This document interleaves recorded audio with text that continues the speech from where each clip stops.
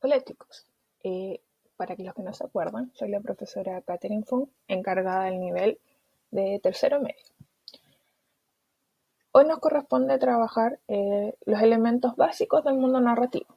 Seguimos trabajando con el objetivo de aprendizaje número 2, que es reflexionar sobre los elementos estéticos de una obra literaria. El género narrativo. Ya hemos hablado bastante sobre esto, ¿ya? Pero vamos a seguir centrándonos acá. ¿Ya? Es súper importante que todo lo que tiene que ver con el género narrativo quede súper claro porque después vamos a volver a trabajar con esto. Como dice, el género narrativo agrupa todas las obras de ficción. Los elementos de ficción nosotros ya los trabajamos. ¿Qué tienen en común estos? ¿Ya? Son elementos u obras ¿ya? Que trabajan varios sucesos que le ocurren a personajes en un lugar y un tiempo determinados. ¿Ya? Los rasgos distintivos de las obras que pertenecen al género narrativo son los siguientes. Es decir, ¿cómo nosotros vamos a distinguir que una obra que nosotros leemos pertenece al género narrativo y no pertenece al género dramático o, por ejemplo, al género lírico? ¿Ya? La presencia de un narrador, la estructura textual que éste va a tener, acontecimientos y verosimilitud y predominio de la función referencial. Recordemos que el narrador ¿ya? Es un ente ficticio, es la voz que va a narrar los sucesos que le ocurren a los personajes. La estructura textual, ¿cierto? Va a ser un texto escrito principalmente en prosa y que nos va a permitir integrar otros textos, ¿ya? Lo que no quiere decir que va a dejar de ser un texto narrativo. Hay distintos acontecimientos ¿ya? Que son verosímiles. Esto quería decir, y recordemos que nosotros lo vimos, ¿ya? E hicimos la distinción entre la verosimilitud ¿ya? Y la veracidad. La verosimilitud son hechos que tienen aspecto de ser reales, pero que no son comprobables. A diferencia de los elementos veraces o hechos veraces que sí son comprobables. ¿Ya? Y el predominio de la función referencial.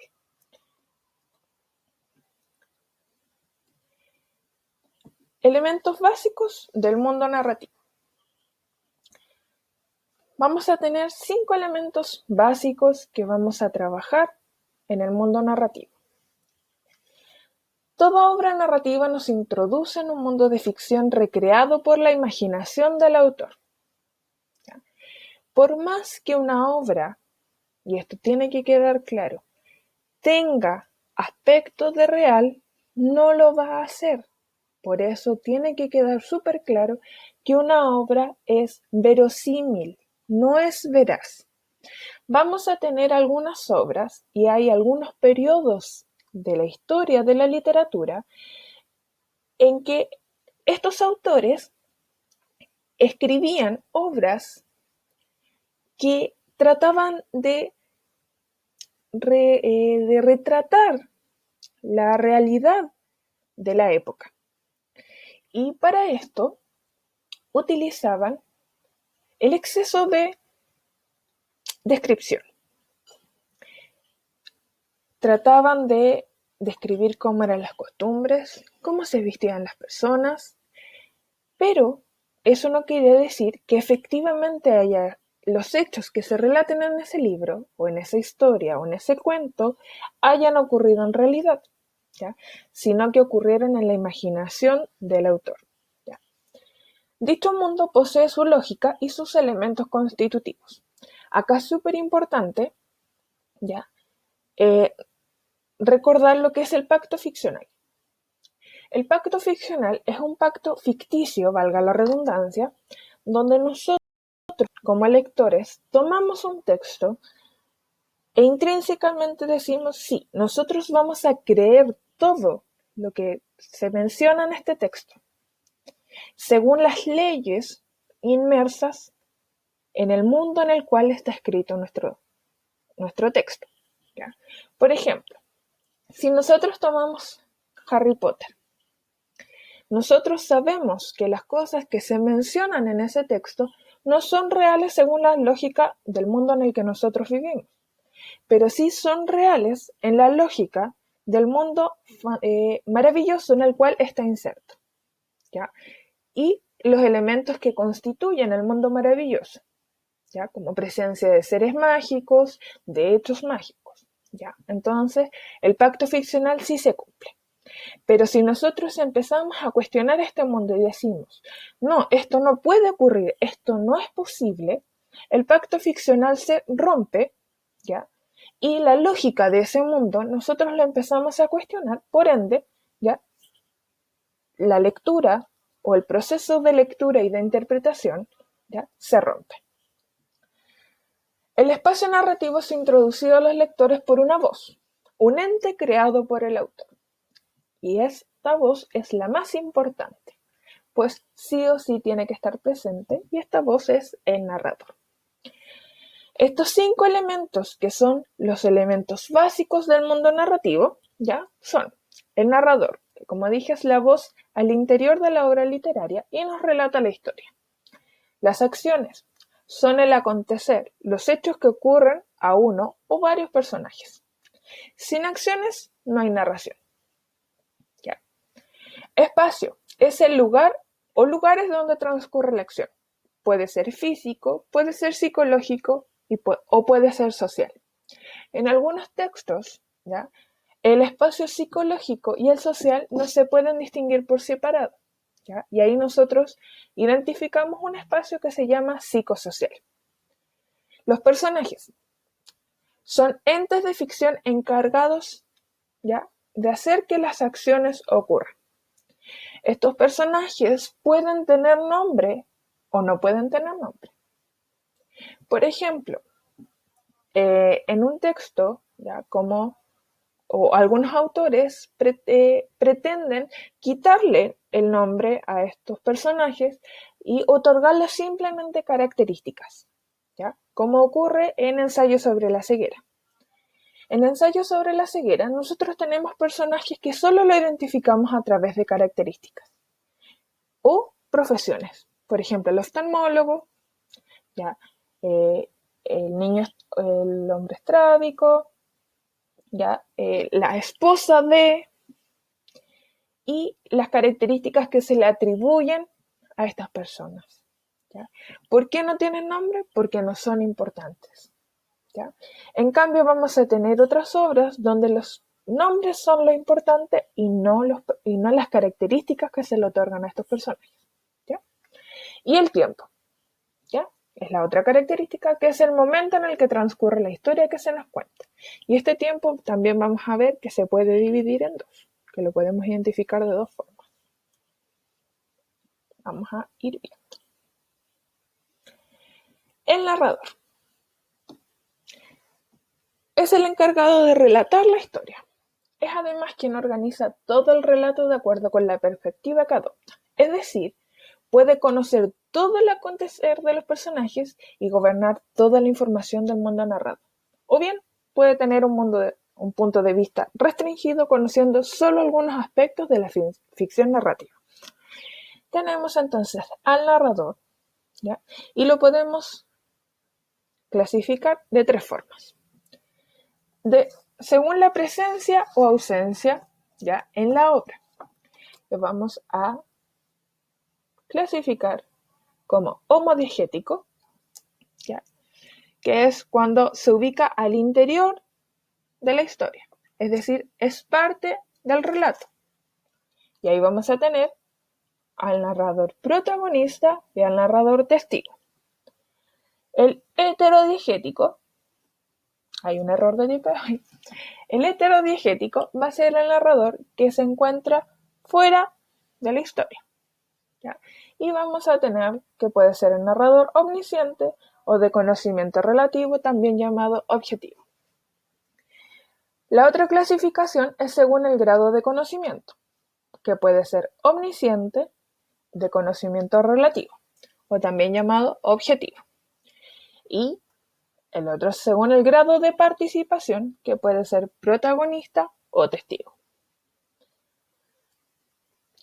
Algunos teóricos trabajan en el grado de participación, incluyen un tercer tipo de narrador, que es el narrador personaje.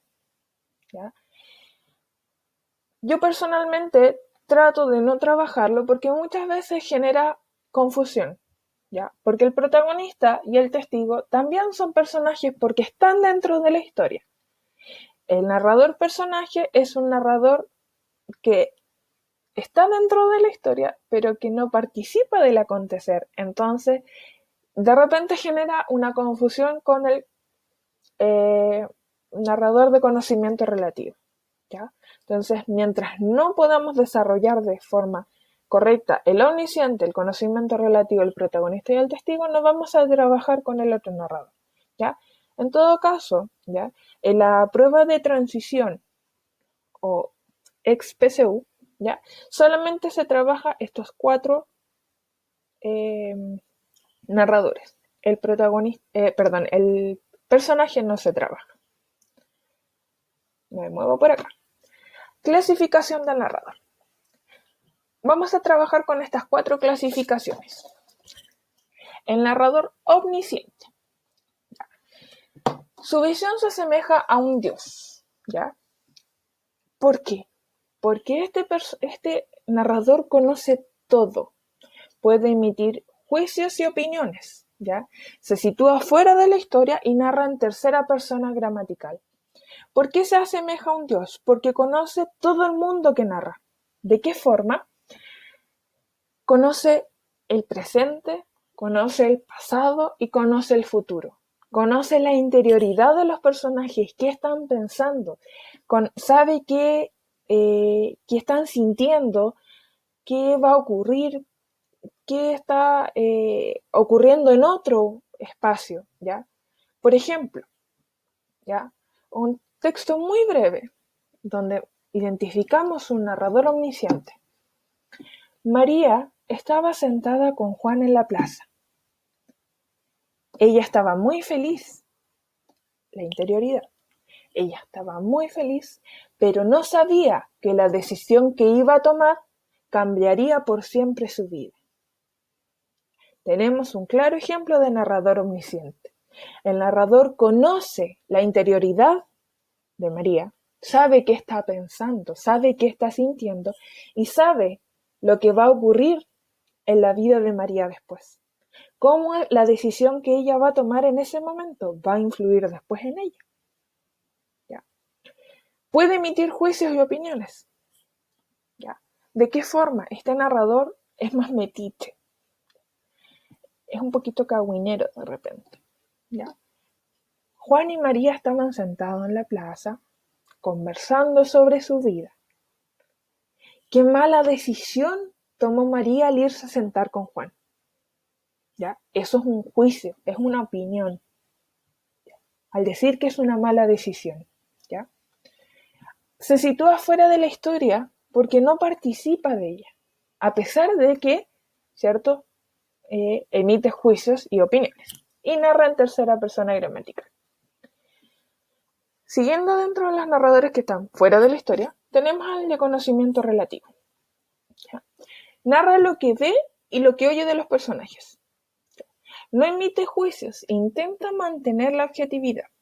Se sitúa fuera de la historia y narra también en tercera persona gramatical. Trata de hacer algo como una cámara de cine, como que siga a los personajes, pero no se mete en la historia. Acá traté de, a través de una imagen, explicarle el narrador de conocimiento relativo. Es como cuando la señora chismosa del barrio se asoma en la ventana y después cuenta la historia, ¿ya? Pero no esta señora que comenta y le mete de su cosecha, como se dice, sino que esta señora que cuenta solo lo que ve y lo que escucha, ¿ya? Se pelearon, ¿cierto?, por esto. Juan y María discutieron en la calle, se gritaron tal y tales cosas, pero no sabe por qué empezó la pelea. ¿Ya? Solo lo que ve, solo lo que escucha. Y a medida que ellos se van alejando, ella deja de escuchar esto. Y, ¿cierto? No opina respecto a eso. ¿Cómo podríamos tomar el relato que les hice sobre el narrador omnisciente y convertirlo en el relativo? María y Juan estaban sentados en la plaza.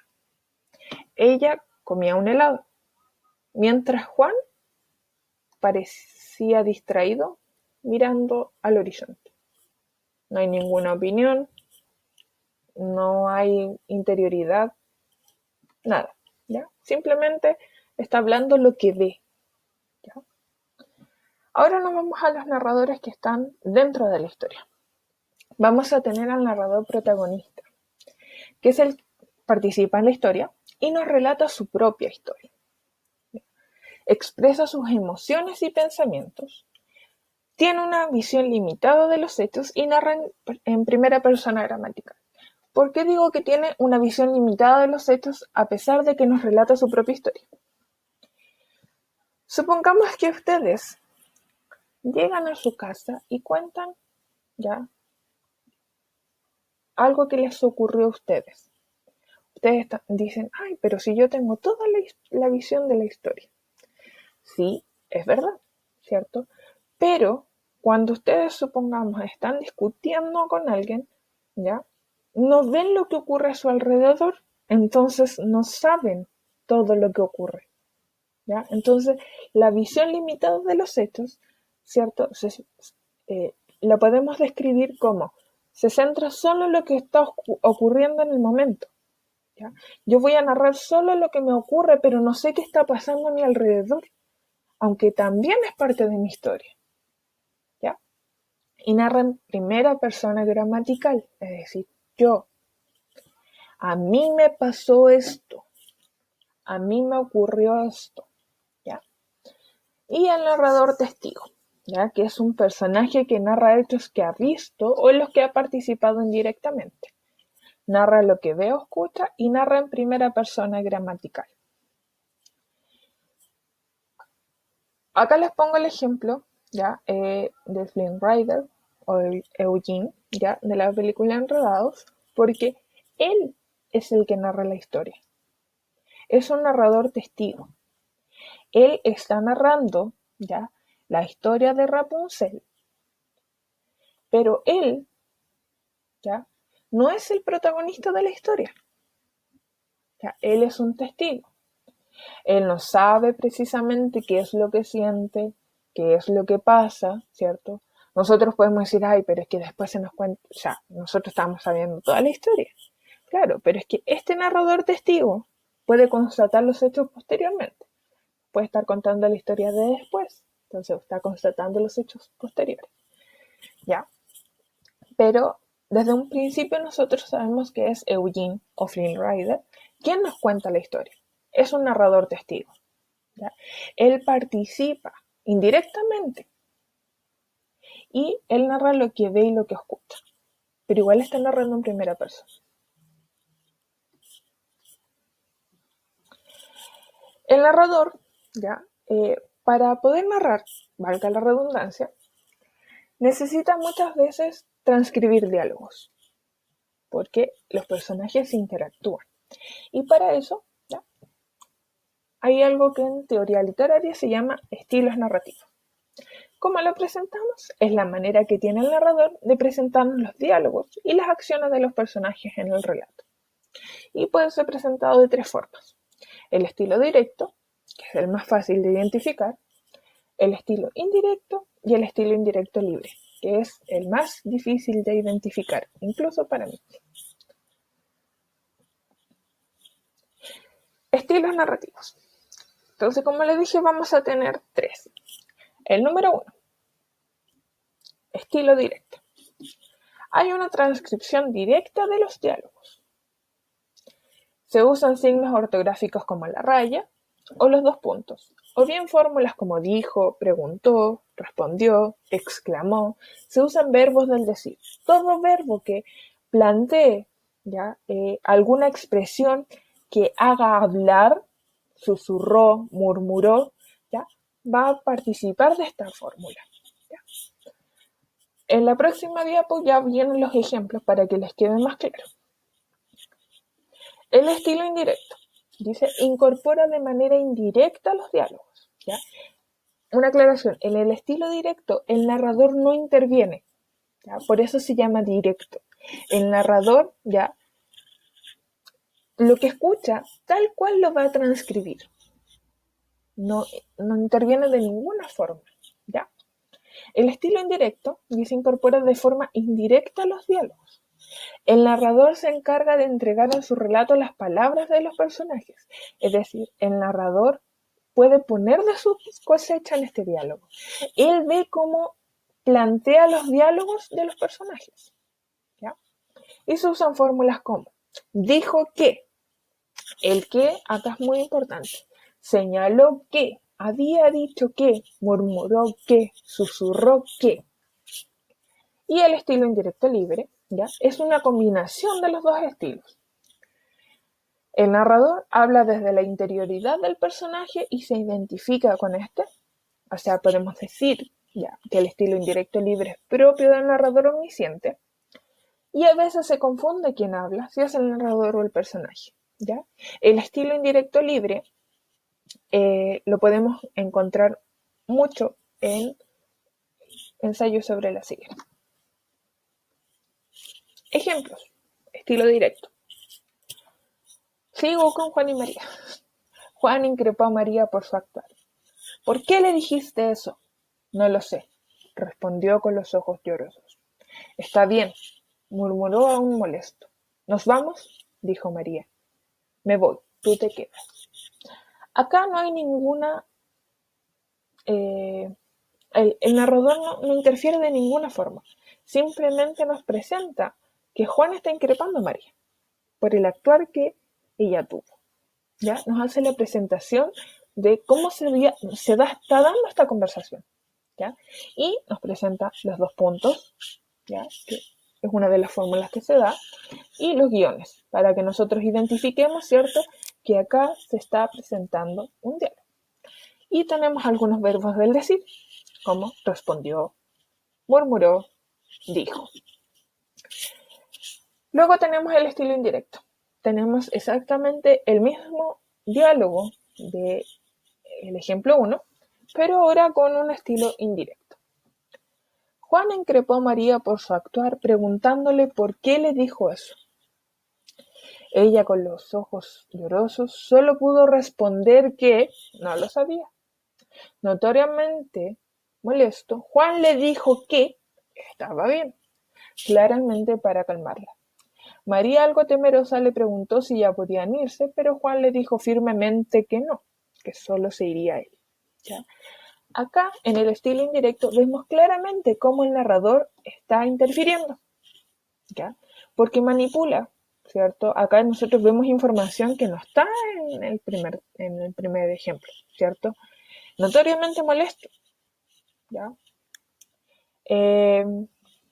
Tenemos, ¿cierto? Claramente para calmarla. En el primer ejemplo no se nos dice eso, ¿ya? Acá el narrador ya está manipulando información, ¿ya? Algo temerosa, tampoco está esa información en el primer ejemplo, ¿ya? Entonces acá el narrador ya hace lo que quiere con la información. Entonces nosotros no podemos confiar si lo que se nos está diciendo es precisamente lo que los personajes, ¿ya?, precisamente están hablando, ¿ya? Porque el narrador está transcribiendo la información como a él le parece. Y el estilo indirecto libre. Guardó los papeles en el mueble, ya no los necesitaría. ¿Para qué? ¿Para qué? Ya no tomaría el curso de piano por culpa del viaje. ¿En qué momento dejó de hablar el narrador y en qué momento empezó a hablar el personaje? Guardó los papeles en el mueble, ya no los necesitaría. Hasta ahí claramente nosotros sabemos que está hablando el narrador. Pero la pregunta del para qué se la está haciendo el narrador, porque el narrador puede hacer juicios, puede hacer opiniones. Se los dije en el momento que vimos el narrador omnisciente. Pero, ¿o se las está haciendo el personaje? o se las está haciendo el narrador desde la interioridad del personaje. ¿Ya? Dice, ya no tomaría el curso de piano por culpa del viaje. Solo las preguntas son del personaje y después habla otra vez el narrador. Ahí está, es un poco difuso la información. Ahora nos vamos al tiempo narrativo. Ahí quedó.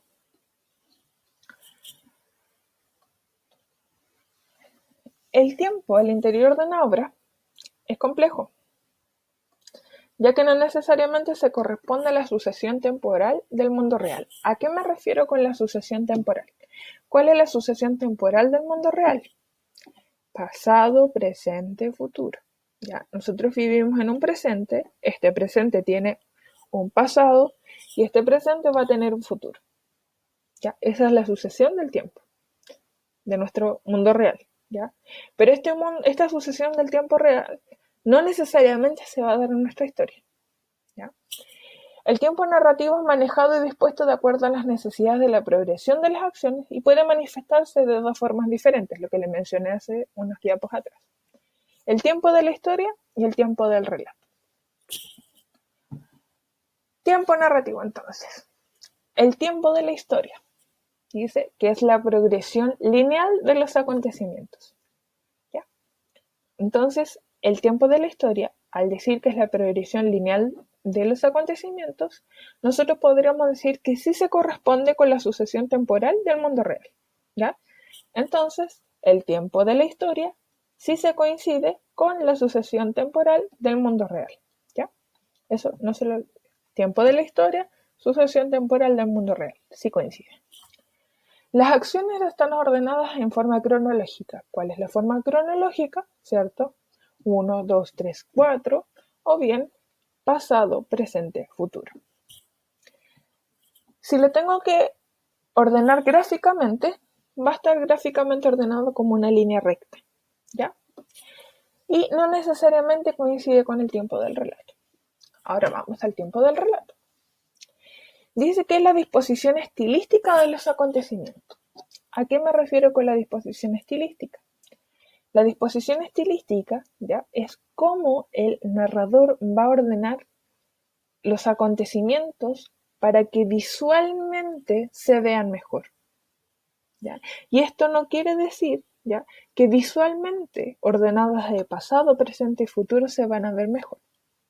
Quizás si yo empiezo la historia en la mitad, se va a ver mejor y después voy al pasado y después llego hasta el punto intermedio y de ese punto intermedio después sigo hacia el futuro. ¿Ya? Esta disposición estilística de los acontecimientos, para que ustedes más o menos lo entiendan, ¿ya?, lo podemos ver en las películas de Star Wars. ¿Ya? Estas películas no están ordenadas cronológicamente. ¿Ya? Cuando salieron las películas no salieron en orden cronológico. ¿Ya? Entonces nosotros, para poder verlas cronológicamente, ¿ya?, tenemos que tomar todas las películas y ordenarlas después. ¿Ya? Pero en el momento, si las vemos según fueron estrenadas, ¿ya?, no las vamos a ver, ¿cierto? Las vamos a ver según la disposición estilística de los acontecimientos, como parecía que se veían mejor. ¿Ya? Pero para eso nosotros después tenemos que tomarlas y ordenarlas cronológicamente. El narrador rompe la secuencialidad y altera la cronología, ¿ya?, y se recurre a las anacronías, que las vamos a ver un poquito después. El tiempo narrativo, ¿ya?, la disposición del relato. La disposición del relato, ¿ya?, es la forma en que el narrador dispone los acontecimientos de la historia. Y es cómo se configura el tiempo, ¿ya?, del relato. Se puede presentar de tres formas: ab ovo, in media res e in extrema res. ¿Ya? Los nombres están en latín. Ab ovo, o desde el huevo, significa, ¿ya?, que es una historia que comienza desde el inicio.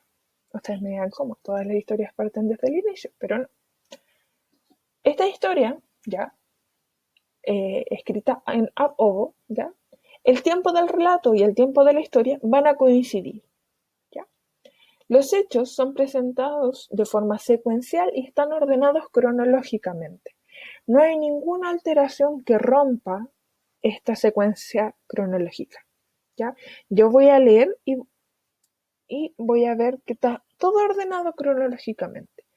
Es como que si ustedes el narrador tomara un libro y escribiera su vida, la vida de cada uno de ustedes, desde el momento en que ustedes nacen, y escribiese una hoja por cada año que ustedes han vivido, sin que en estas hojas haya algún recuerdo. Simplemente, ya, año 1, año 2, hasta llegar a la edad que tienen actualmente. ¿Ya? Sería en orden cronológico, ad ovo, desde el huevo. Desde que nacieron, una página por año de los que ustedes tienen. Entonces estaría escrita cronológicamente. In media res, ¿ya? Desde la mitad del asunto. Así es la traducción. El relato se inicia desde un momento intermedio de la historia, desde el cual se va al pasado para luego retomar la narración al futuro. Supongamos que alguno de ustedes ya tiene 16 años. ¿Ya?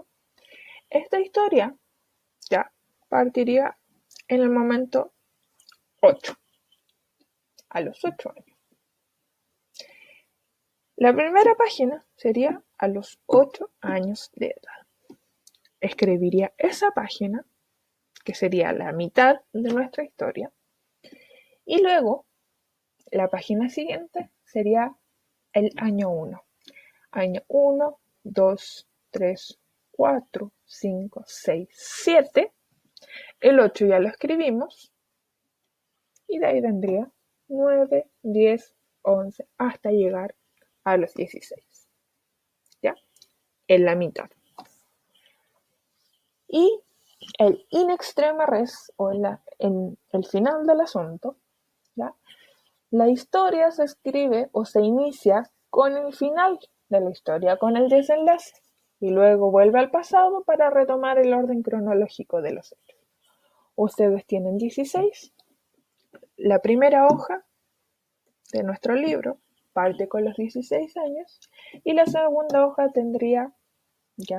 partiría con el año 1. 16, 1, 2, 3 y así secuencialmente hasta llegar. La última hoja sería el año 15. ¿Ya? Esa sería la explicación de cómo se da la disposición del relato. Luego tenemos ¿ya? Las técnicas de alteración temporal.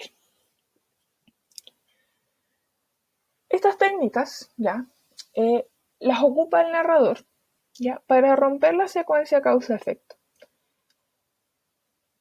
Normalmente en un texto escrito en ab ovo no vamos a tener técnicas de alteración temporal, porque el narrador trata de escribir esta obra, este relato, en un orden cronológico casi, prácticamente puro.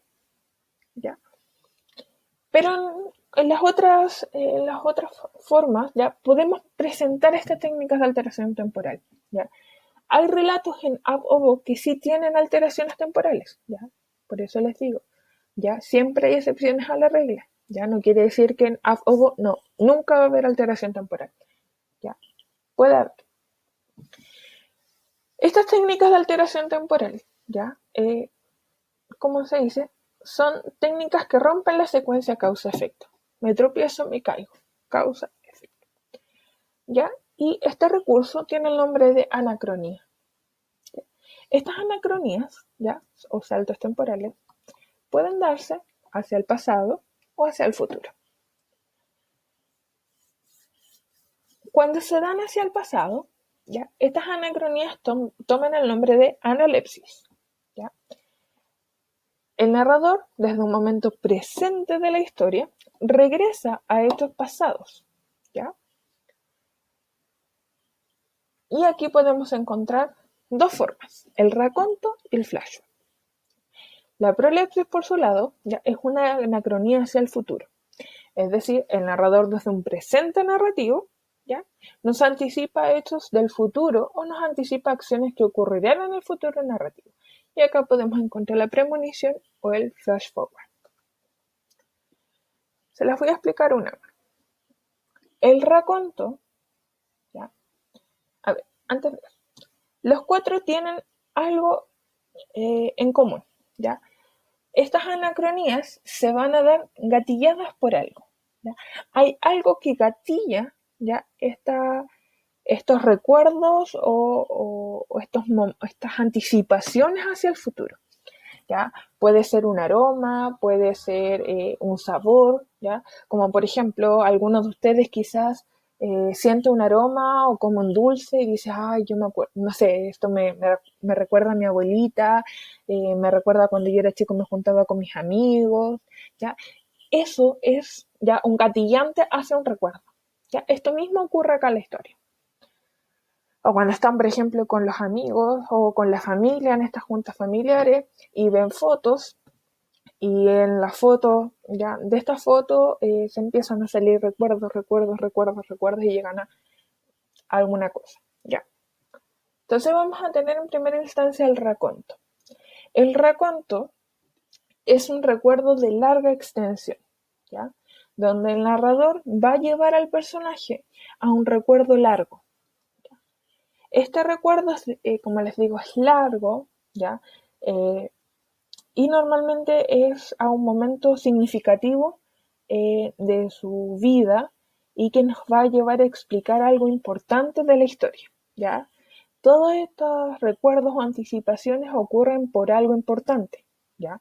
Recuerden que si el narrador pone o nos nombra un cuchillo en algún momento de la historia, ese cuchillo no está ahí porque sí, es porque algo importante tiene. No es porque el narrador dijo, ay, voy a escribir cuchillo porque suena bonito. No, es porque ese cuchillo en algún momento de la historia va a tener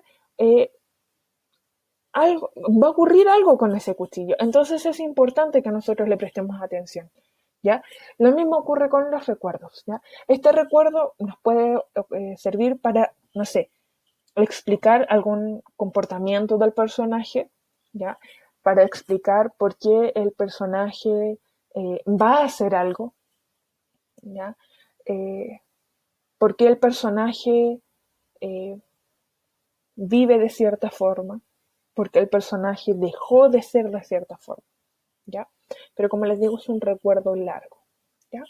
El flashback, por su lado, flash, algo corto, es un recuerdo muy breve, ¿ya? Muy cortito, así como van caminando por la calle, sienten el olor de un perfume de alguien que pasó al lado, así como, ay, es el perfume que usa Pepito. Y ustedes siguen en la conversación que estaban con la amiga, con el amigo. Algo muy breve, ¿ya? Así pasa. Y pasa casi desapercibido, ¿ya? Pero como les digo, nada está ahí al azar, ¿ya? Estos recuerdos están ahí por algo, el narrador los puso por algo, ¿ya? La prolepsis, ¿ya? Son anticipaciones futuras que puede hacer el narrador o muchas veces, ¿ya? Puede hacer el mismo personaje. Por ejemplo, una premonición, ¿ya? A ustedes le entregan una prueba, se sacaron un rojo en matemáticas y ven su futuro venir. Dicen, no, mal, mal, no, las matemáticas no son lo mío, me va a ir mal en la PSU, no, ya no es PSU, en la prueba de transición voy a fracasar, creo que voy a terminar trabajando en McDonald's, ¿ya? Es algo que si ustedes dicen, ay, pero si es súper corto, no, es algo largo. ¿Por qué? Porque ven un gatillante que es la prueba, el rojo en matemáticas. Ese rojo en matemáticas significa mal en la prueba de transición. Prueba de transición mal, no pueden entrar a la universidad y eso significa trabajar en McDonald's, ¿ya? Ahí tenemos una premonición, ¿ya? Y el flash forward, ya, va a ser una anticipación muy breve, ¿ya? Van, no sé, paseando en algún lugar y ustedes ven hacia una casa o ven un auto que les gusta, ¿ya? Y así como, oh, yo quiero tener esa casa, yo voy a tener esa casa, es como casi decretándolo, o oh, voy a tener ese auto, ¿ya? Es casi, como les digo, decretándolo, o el narrador lo puede hacer, ¿ya? Así como, y Juanita vio ese auto sin saber que lo tendría después, ¿ya? Ahí tenemos un flash forward, algo muy cortito, ¿ya? Entonces, los que están abajo, ¿ya? Acá, flash, van a ser muy breves, ya casi imperceptibles, pero que van a estar ahí por algo. Y los que están en la parte de arriba de la línea, el raconto y la premonición, van a ser un poco más extensos, ¿ya? Que sean extensos no quiere decir que van a ser 2, 3, 4, 5 páginas, sino que van a ser un poquito más de líneas, ¿ya? Ahora nos vamos al espacio o ambiente.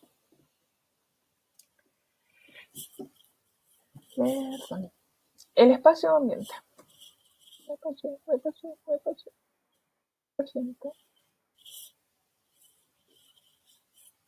Ahí sí.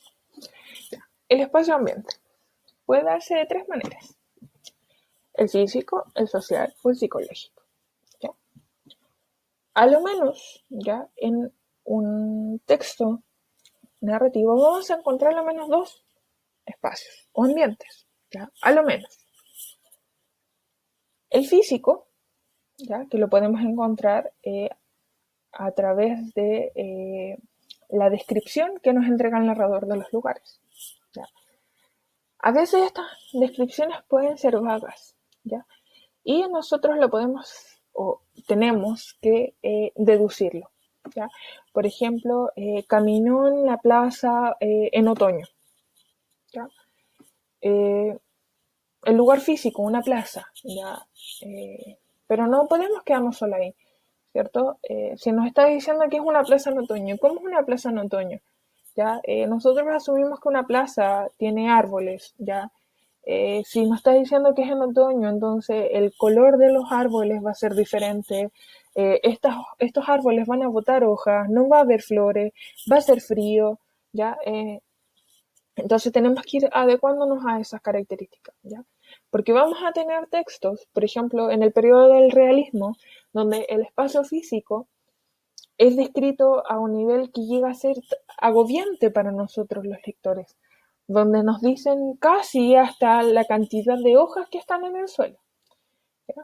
En los textos más actuales, ya más contemporáneos, se trata de hacer un espacio físico más amigable y más interactivo con los lectores, al punto de que estos espacios físicos que son descritos sean llenados con la imaginación del lector. ¿Ya? O sea, si te dicen una plaza en otoño, tú rellenas esa plaza. ¿Cómo quieres que sea la plaza? Que tenga una fuente, que tenga bancas, que tenga pasto. ¿Cuántos árboles quieres que tenga? ¿Cuántas hojas quieres que haya en el suelo?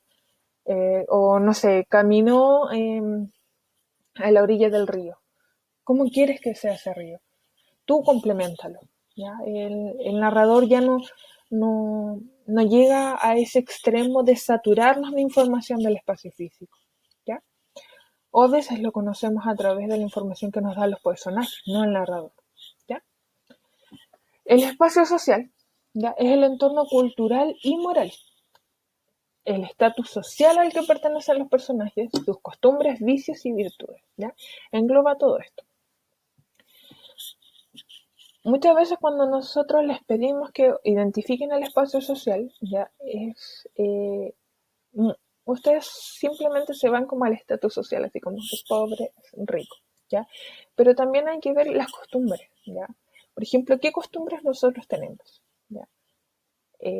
Por ejemplo, una costumbre muy chilena, tomar once.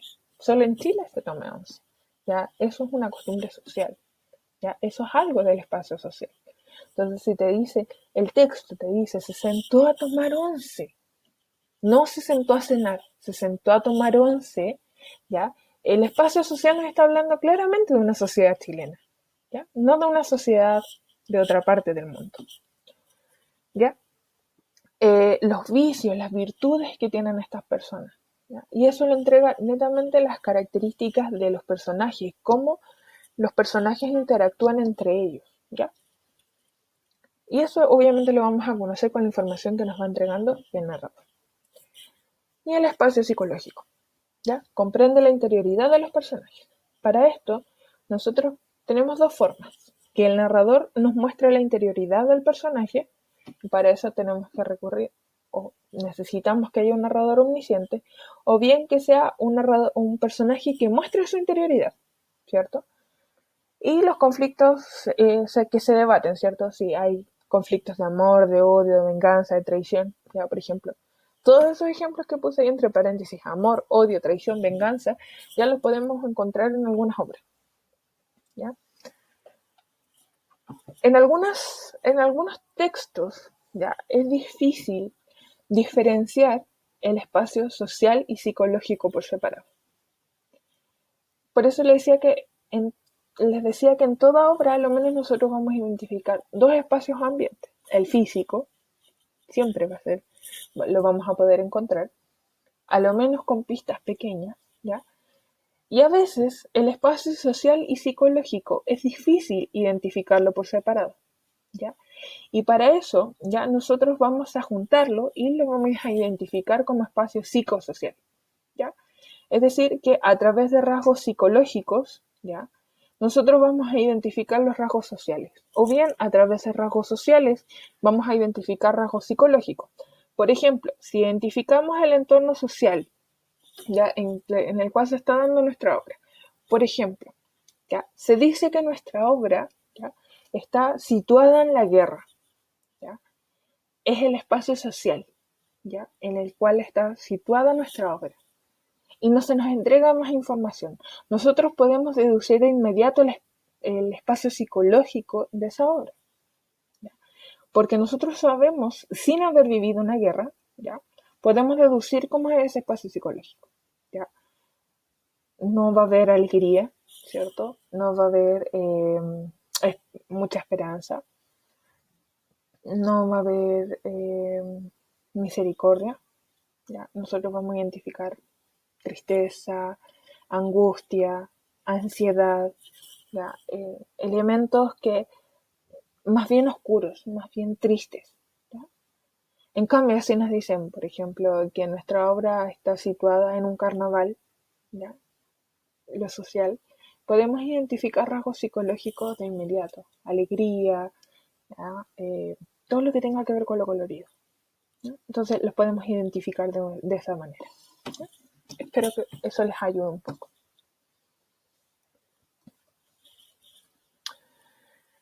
Los personajes, ya, son entes de ficción, eso lo tenemos claro, que toman parte en las acciones de una obra literaria. Como decía la primera diapo, sin personajes y sin acciones no hay obra literaria. No tenemos narración. Para que haya narración, tienen que haber acciones, ¿ya? Acciones que ejecute alguien, ¿ya? Se puede decir que los personajes son una construcción verbal, puesto que el lector solo puede conocer de ellos lo que aparece escrito en el texto y nada más que ello. Por más que nosotros de repente tratemos de construir en nuestra imaginación a estos personajes con más información, no, ¿ya? Porque, por ejemplo, si ustedes leen algún texto, cada uno va a imaginar al personaje principal de alguna forma, ¿ya? Algunos lo van a imaginar más alto, otros más bajo, ¿ya? Quizás más retenchito o más cariñoso, ¿ya? Pero siempre vamos a identificar lo distinto, ¿ya?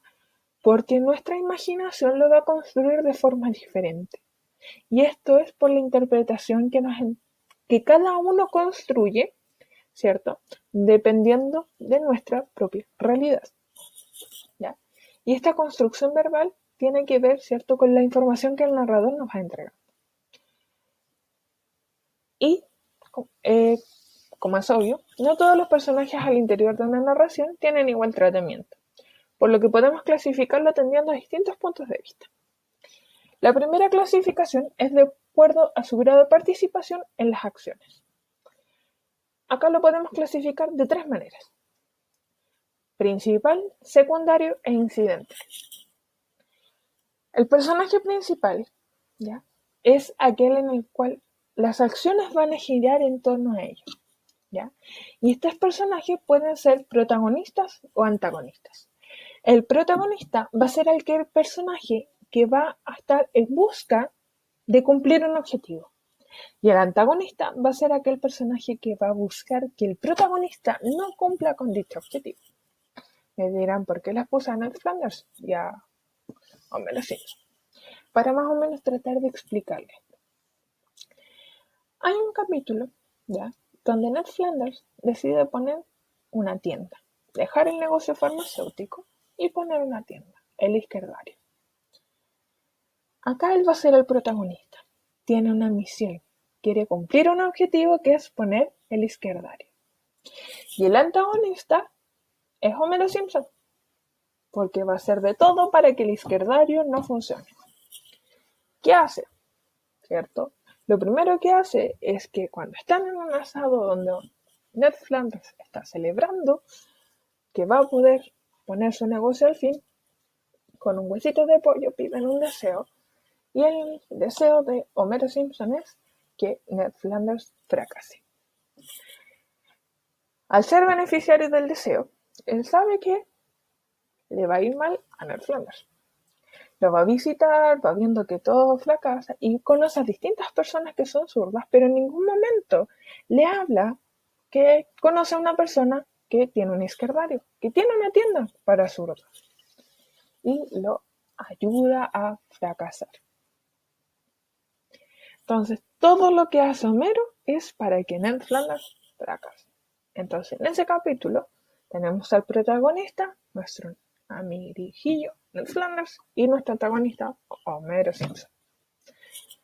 Personajes secundarios van a ser personajes que tienen menos participación, ¿ya?, pero que aparecen para o bien ayudar al protagonista o bien ayudar al antagonista, ¿ya?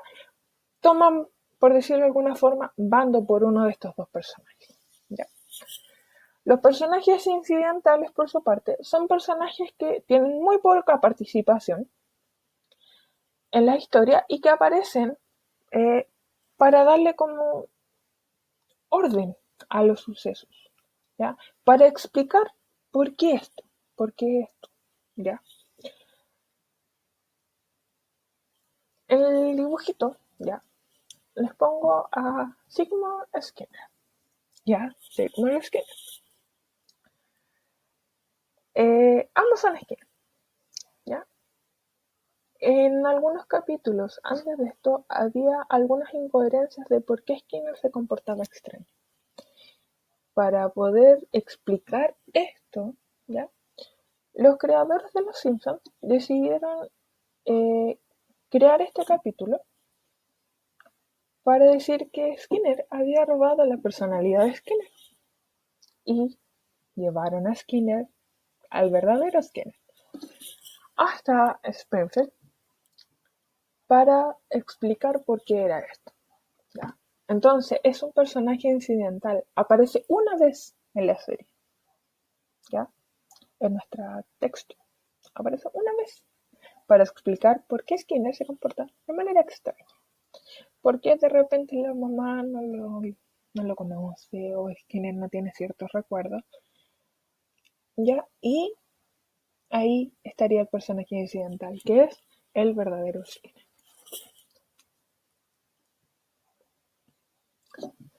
Bueno, después, siguiendo, tenemos la otra clasificación, que es de acuerdo a su desarrollo a lo largo de las acciones. Vamos a tener personajes estáticos y personajes dinámicos o evolutivos. Los estáticos son personajes que presentan los mismos rasgos a lo largo de toda la narración. No presentan absolutamente ningún cambio en su comportamiento. Ninguno. Nada. Ninguno. ¿Ya?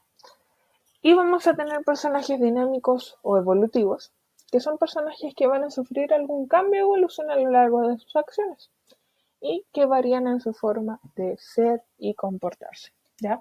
Van a ser estos personajes que les ocurre algo y cambian completamente, ¿ya?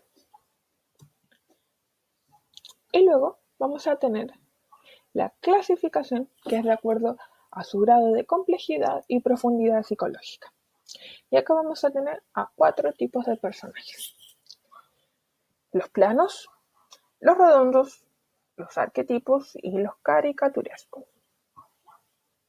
Los planos son aquellos personajes que están construidos en torno a una sola idea o cualidad.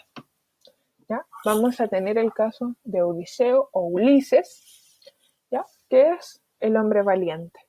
Y es su única cualidad, es valiente. No tiene otra cualidad, ninguna. Por más que tratemos de buscar en la Odisea alguna otra cualidad, ¿ya? De Ulises, no la vamos a encontrar, ¿ya? Simplemente es valiente, nada más, ¿ya?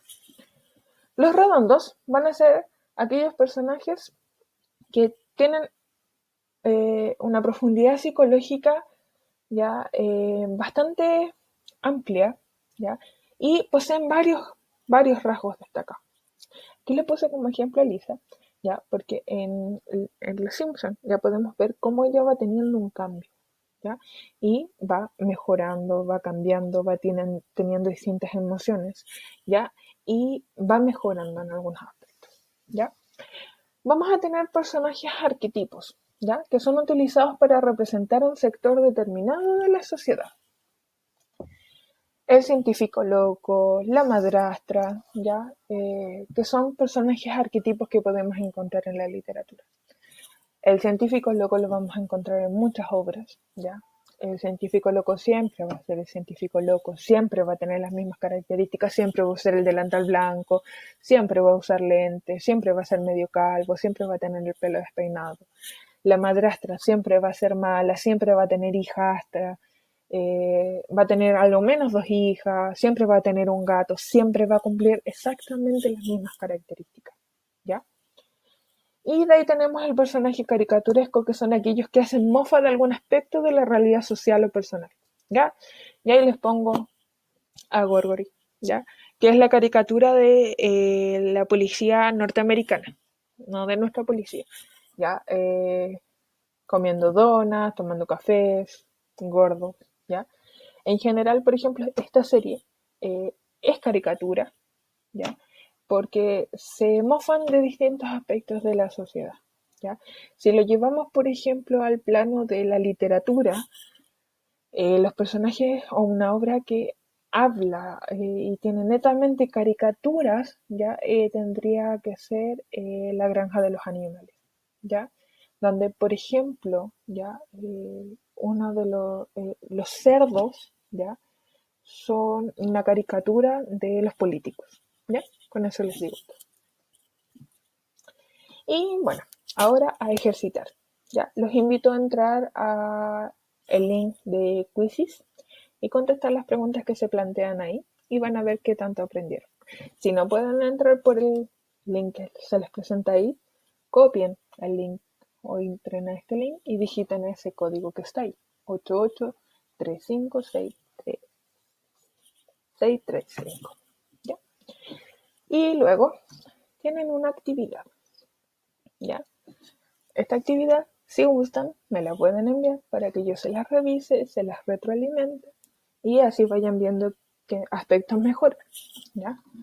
Vamos a trabajar el objetivo de aprendizaje número 2, reflexionar sobre el efecto estético de las obras leídas, y el objetivo número 6, producir textos, en este caso escritos, coherentes y cohesionados para comunicar su análisis e interpretaciones de texto, desarrollar posturas sobre temas, explorar creativamente con el lenguaje, entre otros propósitos.